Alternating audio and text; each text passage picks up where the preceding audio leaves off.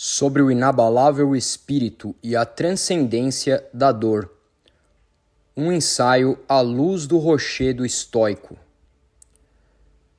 Na confluência das eras e das ideias, onde o espírito superior se vê lançado à tormenta do mundo inferior, ergue-se, como símbolo imortal da dignidade inviolável, a imagem do rochedo estoico, aquele que, fustigado incessantemente pelas ondas tumultuosas do destino, não apenas resiste, mas impõe silêncio à fúria que o cerca.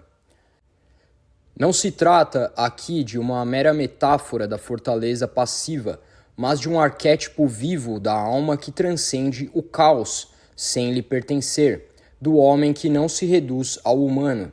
A verdadeira grandeza, não aquela que se exibe aos olhos dos fracos, mas a que se reconhece nas sombras do espírito, reside na faculdade de manter-se íntegro no seio da dissonância.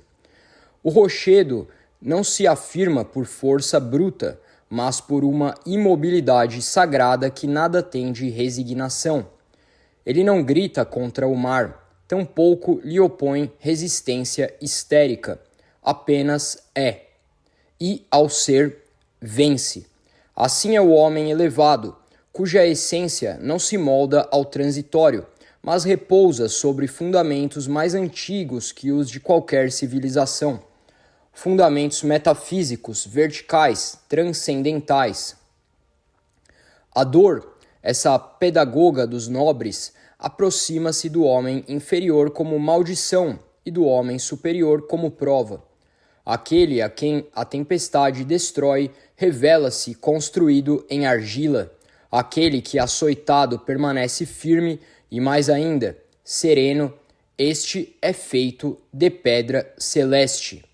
A tempestade não o diminui, antes o revela, pois não há virtude na calma, senão quando precedida pela provação. Que mérito há em louvar a serenidade quando tudo conspira a favor da paz? O mérito reside, isto sim, em conservar o espírito inviolado, quando os céus se enegrecem e a terra treme sob os pés dos homens comuns. Não lamentes, pois, os açoites da vida, tampouco te abandones ao canto melancólico da vítima.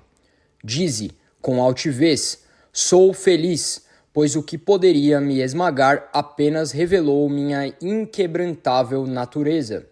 Aquilo que acomete o homem comum pode ocorrer a ti, mas tu não és o homem comum. A diferença não está no acontecimento, mas na forma como tua alma o recebe, se com pânico e rendição ou com o olhar gélido do que transcende.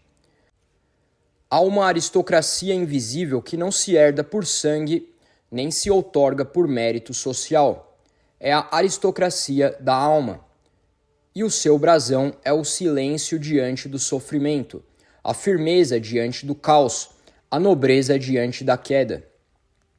Ser rochedo é participar desta linhagem invisível, desta ordem espiritual cuja sede não se encontra no tempo, mas no eterno. É resistir não com violência, mas com serenidade.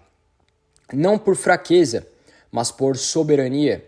E quem assim se conduz já não vive sob as leis deste mundo, mas segundo uma lei mais alta, que não se escreve em códigos humanos. Que cada onda seja, pois, uma saudação ao teu espírito invicto. Que cada tormenta se curve diante da tua altivez muda. Que sejas tu também o rochedo, não apenas contra o qual se quebram as ondas, mas a partir do qual o próprio mar aprende o seu limite. O espírito do rochedo na era da dissolução. Hoje, mais do que nunca, a imagem do rochedo se torna urgente. O século presente, com sua embriaguez de imagens, sua febre de movimento e sua aversão à permanência, opera como um mar convulso, que não busca senão dissolver, relativizar, nivelar. As ondas já não se limitam ao sofrimento pessoal, São as ideologias, os modismos morais, os gritos histéricos das massas, todos exigindo da alma que abdique de sua verticalidade e se curve à fluidez de um mundo sem eixo. Neste novo oceano de instabilidade, o homem moderno é compelido a crer que mudar é virtude, que adaptar-se é inteligência e que resistir é sinal de rigidez doentia. Ele já não conhece a linguagem da elevação, mas apenas a do conforto. Despreza o silêncio austero da rocha porque teme o confronto com sua própria inconstância. Ele celebra sua plasticidade como liberdade, mas ignora que ela é antes escravidão à matéria e às forças inferiores. Ser rochedo hoje é um ato de rebelião sagrada. Significa recusar a tirania do instante, da opinião volúvel, do prazer imediato. Significa conservar uma identidade que não seja produto do meio, mas expressão de uma essência anterior ao tempo e ao corpo. O homem verdadeiramente elevado não é aquele que se encontra, como repetem os catecismos modernos da fragilidade, mas aquele que se edifica. E edificar-se é um ato arquitetônico de vontade espiritual. É extrair de si, com violência serena, a forma pura e imutável que repousa sob os escombros da educação, do desejo e do medo. O rochedo não é apenas imagem de resistência, ele é forma. E a forma, no mundo simbólico, é a negação do caos. Onde há forma verdadeira, há cosmos, e onde há cosmos, há hierarquia, propósito, direção. Assim, o espírito rochoso é aquele que estrutura o próprio ser de acordo com uma geometria superior, uma arquitetura invisível e silenciosa que repele o caos, como o organismo repele uma infecção. Neste tempo em que tudo flui sem sentido e tudo se desfaz sem honra, erguer-se como pedra é um chamado heróico. Não se trata de resistência cega, mas de permanência lúcida. Não se trata de negação do mundo, mas de afirmação de um mundo superior, que deve ser instaurado primeiramente em si. Pois a verdadeira revolução não é externa, mas interior, não é barulhenta, mas solene, não destrói, mas revela. O rochedo, ao fim, é a imagem do homem que já venceu o mundo, não por tê-lo conquistado, mas por ter se tornado incompreensível a ele. O mundo muda, ele permanece. O mundo esquece, ele recorda. O mundo se curva, ele se eleva. E mesmo que venha a ruína total, mesmo que os deuses se calem e os templos caiam, sua firmeza será até o último instante o testemunho mudo de uma civilização superior, invisível, sim, mas eterna. A dor como iniciação e o caminho da pedra interior. Em tempos antigos, nos círculos reservados das ordens sapienciais, compreendia-se que nenhuma ascensão era possível sem atravessar o limiar do sofrimento. A dor, então, não era rejeitada como mal a ser evitado, mas acolhida como mestra. Uma sacerdotisa severa que velava os portões da verdadeira iniciação. Só passa aquele que suporta o peso do próprio destino sem quebrar-se. Só ascende aquele que aprende a extrair ouro da pressão das montanhas que o esmagam. Assim como o mármore bruto exige o cinzel para revelar a forma escondida, a alma elevada necessita ser ferida para que dela emerja a estrutura que resiste ao tempo. A dor, neste contexto, não é acidente, mas sacramento. É o rito cruel e necessário pelo qual o homem é separado de sua condição profana. Cada golpe, perda, humilhação, desilusão é como o toque impessoal do cinzel divino. Nada tem de pessoal ou injusto, pois visa apenas a purificação. Este é o segredo que os fracos jamais compreenderão. O sofrimento não é punição, é lapidação. O homem que o recusa, que se vitimiza ou se revolta, permanece cativo da horizontalidade. Já aquele que o recebe com gravidade e silêncio transforma a dor em degrau. A pedra que lhe fere o pé hoje será amanhã a fundação de seu templo interior. É neste ponto que se revela a conexão entre o espírito do rochedo e o processo iniciático. O rochedo não é apenas resistência, mas símbolo de um núcleo inalterável que todo iniciado deve descobrir em si. A iniciação não é uma jornada para fora, não é fuga, não é evasão, mas um mergulho vertical em direção à parte de si que não sofre, que não se dobra, que contempla, que ordena.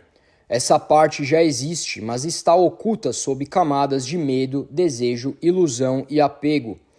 A dor, como uma lâmina sagrada, fende essas camadas. O verdadeiro iniciado não é aquele que conhece os mistérios por leitura, mas aquele que os viveu no fogo e permaneceu de pé. O conhecimento não lhe foi dado, foi conquistado na carne e na alma. Cada perda foi uma renúncia, cada queda um reconhecimento, cada desespero um espelho, até que, exaurido de tudo que é acidental, ele encontra em si aquilo que não pode ser tocado. Este é o ponto mais alto da pedagogia da dor. Ela conduz o homem à descoberta do indestrutível. Quando se entende isso, toda desgraça cessa de ser trágica e torna-se necessária. As ondas não vêm para destruir o rochedo, mas para provar-lhe a natureza. Assim também a existência não traz sofrimento para punir, mas para revelar. O iniciado então já não teme o sofrimento. Ele o saúda com a nobreza de quem reconhece no inimigo o escultor. Neste estado de consciência, tudo muda. O sofrimento já não corrompe, ele consagra. A vida, com seus altos e baixos, torna-se um campo de provas sagrado. Cada lágrima é uma oferenda, cada perda um batismo, cada abismo uma escada invisível. E no âmago de si, firme como um altar oculto, habita o rochedo, a centelha divina que nem o tempo, nem a morte, nem o mundo podem quebrar. Invocação ao espírito da pedra interior. Ó tu, presença silenciosa, que habitas no âmago do ser como fogo imóvel, não moldado por tempo nem vencido por dor, a ti me volto, neste mundo de sombras e lamentos. Faz de mim um altar de firmeza. Não peço que afastes a tempestade, mas que me des costas largas como os penhascos e espírito claro como o céu que os contempla. Ensina-me a amar o que fere, a beijar a mão que me toma, a reconhecer no caos o traço oculto da ordem. Que eu não rogue por alívio, mas por profundidade, não por consolo, mas por lucidez, não por fuga, mas por elevação. Quando a dor vier, que ela encontre em mim não um lamento, mas um eco de eternidade. Que eu não seja água que se espalha, mas pedra que permanece. Ergue-me acima das marés do mundo, onde as opiniões vacilam e os homens se dissolvem. Faz de minha alma uma torre invisível, não tocada pelas setas do tempo. E se por fim tudo ao meu redor ruir, que eu sorria, não por desprezo, mas por saber que aquilo que é meu jamais pertenceu ao transitório. Pois em ti, rocha primeira, sou um com o que permanece, e o que permanece é livre.